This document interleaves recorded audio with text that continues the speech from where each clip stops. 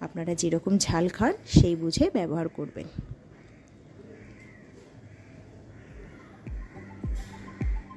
এদিকে মাংস থেকে দেখুন জল ছেড়ে দিয়েছে। আমি এবার এই মিক্সারটা সম্পূর্ণটা আমি মাংসের মধ্যে দিয়ে দেব।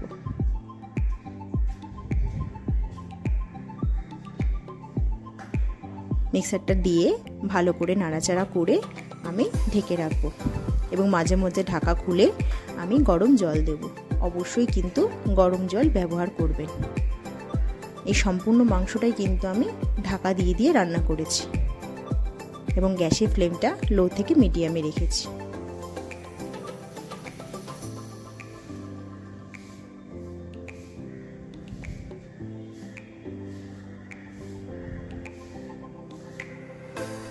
দেখুন কালারটা কতটা চেঞ্জ হয়েছে।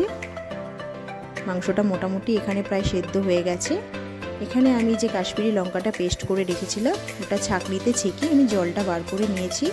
আমি ওই জলটা এর মধ্যে দিয়ে দিয়েছি। এবার দিয়ে দেবো সামান্য গরম মশলা গুঁড়ো। এই কাশ্মীরি লঙ্কার গুঁড়োটা ব্যবহার করেছি আমি রঙের জন্য।